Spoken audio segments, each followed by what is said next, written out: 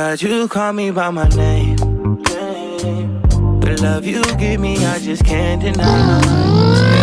No longer I'm on my way to meet you. Hi guys, so we are counting down to baby boy coming. I am now 36 weeks pregnant. Gonna be 37 weeks soon, and then we'll know that we're almost there. So the full term is usually 40 weeks. So I have like 4 weeks more. And maybe if you think about it, I was having a conversation with two of my friends, and we're like, why is it 40 weeks? 40 weeks is not 10 months. Kind of seems like pregnancy is 10 months, not 9 months. Like 36 weeks is not 9 months, but that's not really how it works. So how they calculate it is from the first day of your last period. So obviously you're not pregnant when you're having your period, and the week after that is your follicular phase, if I'm not mistaken. And so you can't get pregnant also in that phase. You usually get pregnant in the ovulation phase. So it's like 2 weeks after. So 2 weeks are kind of cut off. So I feel like it's more like 38 weeks, but they just usually just say 40 weeks. Anyway, now that we're done with that tutorial that you guys did not ask for, we had the gender reveal and the baby shower, which was a lot of fun. A lot of you guessed right. I don't know how people do that. I don't know, but I guess I just looked like I was having a boy. But yeah, we're having a boy, which is super exciting. I'm very happy. I just know that he's gonna have his father's face. I mean, I would love him to have my face, but I'm not even gonna fight. The first video was about my first trimester and how amazing it was. Second video was how horrible my second trimester was. And third trimester, honestly, it has been amazing. I'm not gonna lie, I'm not gonna sugarcoat it. I've had like all the experiences that pregnant women have, which is what I have prayed for. I remember in my second trimester, I just used to pray to God, and I used to be like, I just want to have like a normal experience like every other pregnant woman. Like the back pains, give it to me. The sciatic nerve pain, the cravings, the fatigue, all the things that like women usually complain about during pregnancy. I just wanted those normal things, and not just the pain. So now that I'm experiencing all those things, I fall in love with like every symptom every day, and I'm just so grateful that I get to experience this and I get to create this life on the inside of me. I remember having a conversation with Ozie, and I was telling him of how, like, isn't it amazing that God and His infinite mercy counted us worthy to create a whole human being that's gonna have like his own face and his own identity, and he's never gonna not exist. So basically, when he's born, he's always gonna be and never not be. So even if when he gets like to his 90s and he eventually passes away, he's still gonna have lived through the world. And it's just like, honestly, that just blows my mind. I'm just so grateful for it. Third trimester for us has been very eventful. We've been very, very busy. I feel like since when the pain subsided and I started like having all the normal pregnancy symptoms, we also just started having a lot of things happen in the background. One of the things that happened, which I briefly spoke about in the last video, was the fact that we got an eviction notice. I shouldn't say an eviction, it's like a termination of contract of our previous accommodation. And this was because our landlady just wanted family to live in the house, because it's like a semi-detached house. Is that what it's called? I don't know, but the house is like joined with the main house, so we stayed in the annex. So they wanted family to stay there just to support with like daily activities and everything. So it was quite understandable, and they gave us a lot of time, 2 months to move out. But Ozie and I, we were just like, this is a move of God, because we've been talking about moving for the longest time. Ozie was saying that he thinks, like when we found out we're pregnant, he was like, he thinks we need to move into a bigger place. I was like, I don't think we need to move. We have 2 rooms, even though the other ones are office. We can just like create a small section of it and make it a nursery, because it's just a tiny little baby boy. He's not going to take all the space, and I mean, when he grows up, then we can think of moving. So I wasn't in support of us moving initially, but then I'd been praying about it, and I told him that if I felt like the nudge and God was saying we should move, then sure, we can move, because that house was like quite affordable, was comfortable, was close to work, and then just felt like I didn't want to go through the whole stress of finding a new place. But when our landlady said, "You guys need to move," I was like, "Okay, God, I hear you. I give up control." And God being so merciful, just literally a week before we had to pay the next month's rent, we found this place where we live right now, which is like double the size of our previous place.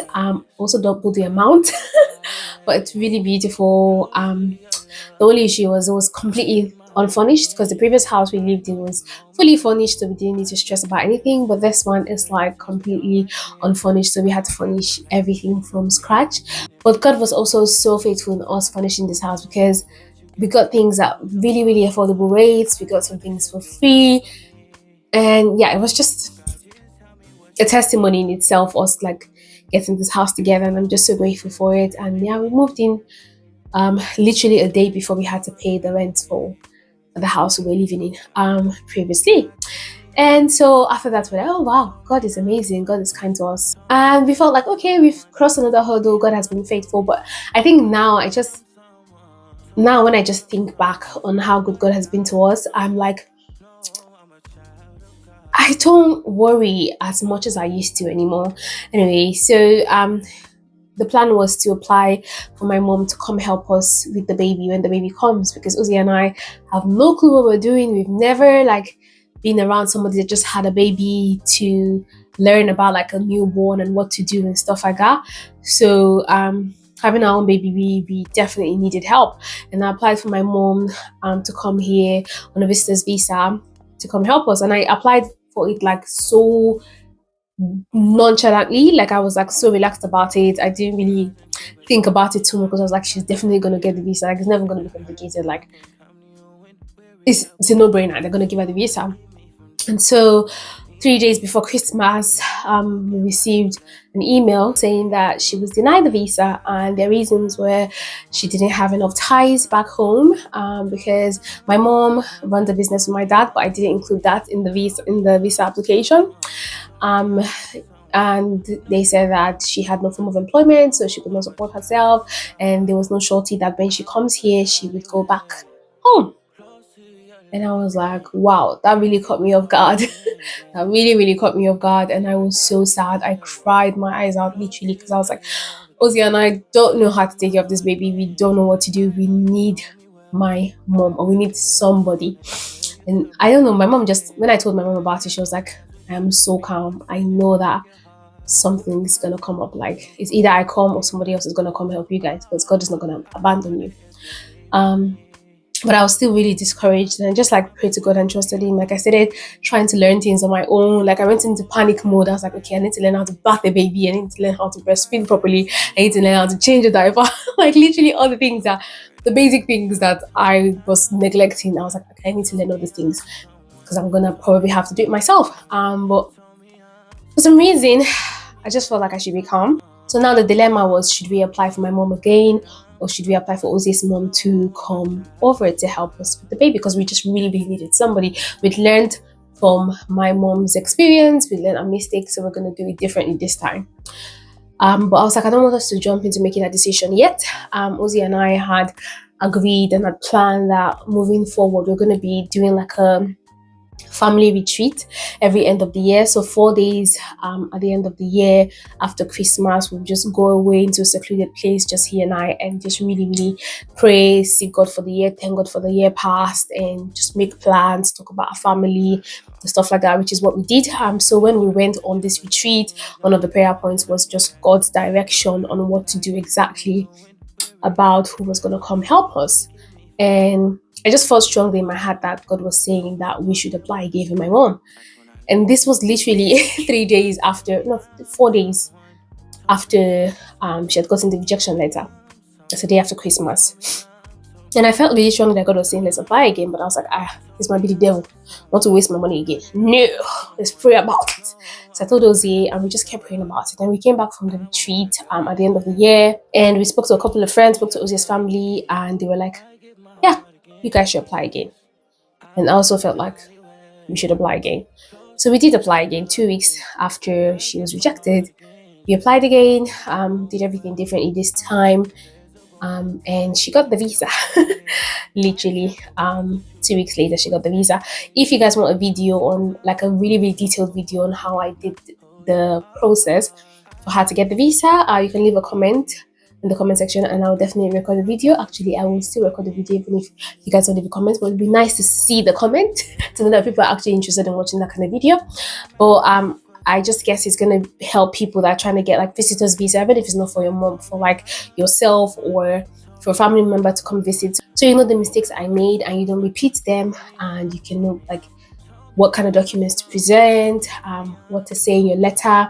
I'll literally show you how I wrote my letter, how I put the documents together, the kind of documents I put together, every single detail that will help you to get your visa approved. As I said, she was just denied 2 weeks prior, and we applied 2 weeks later, and she got the visa this time, which is like amazing, because people were like, it's too short notice, it's too soon to reapply, maybe we should give it more time, like 6 months. And I was like, I don't have 6 months. I'm about to born in a few weeks. I don't have 6 months. Please, let us do this visa. Anyway, so I just did it with faith, praying to God and trusting God. And Ozzy's sister was of such great help, like literally his eldest sister. Apparently, she helps people with visas, which I don't know, Ozzy and I forgot about. I didn't know about it, but I guess Ozzy forgot about it. Forgot that his sister did visas for people. And yeah, she helped us with the visa, and yeah, literally she got her visa, and I'm so happy about that. Mom is coming soon. I'm going to show you guys my mom. Definitely, we're going to go to London to pick her up, so that's exciting. Yeah, I'm at the end of the journey. I have loved being pregnant. I'm not gonna lie. I remember second trimester, I used to always say, I hate this, I hate this, I hate this. Like, I don't like being pregnant. I don't enjoy this. Like, this is the worst. I loved my baby so much with all my heart, but I just literally hated the whole process of being pregnant, the whole feeling. But now I just love it. I love how I look round. I love the weight I've gained. I love how I feel. Like, even times where I have back pain or I'm just like really, really heavy and wobbly, I'm just like, I'm growing a whole human being, and like that feeling is just so divine. I don't even know how to explain it, and I'm just really, really grateful to be able to do this. God is just so kind, honestly. So, moving forward, what am I looking forward to? For delivery, because of the fibroids, I have had a conversation with my midwife, and they've discussed some concerns about my birth plan, because they're not sure my uterus will contract properly. I don't know if I mentioned, but I have about 4 fibroids, and they are like on the walls of my uterus, so they're hoping that it doesn't prevent my uterus from contracting properly. But again, God has been faithful from the beginning of this, so I trust God to complete this journey with me. I trust that my body will do what it needs to, and baby will be born perfectly, no complications or anything. So usually you could either give birth in the birth center or in the delivery suite. Delivery suites are for like emergencies or high risk pregnancies, so that they can easily just wheel you into the theater if they need to do like a cesarean section. So I'm going to be in the delivery suite, just because my pregnancy was classified as high risk, is classified as high risk. But I still trust God. You can still have a natural birth while in delivery suite, if you don't want the C-section, which I've opted for. I've opted for the natural birth. But whatever happens, as long as I have a healthy baby and I am healthy, that's all that matters. Like, we are both happy. It doesn't really matter to me how the baby comes, really. As long as the baby is here, the baby is healthy, I am healthy, we're both happy, we're sane. That's all that matters. So I'll fill you guys in on how the whole thing goes when we get there. Am I nervous? Not really. Honestly, I've had a lot of birth stories. I've watched a lot of videos. People have shared their experiences with me on how like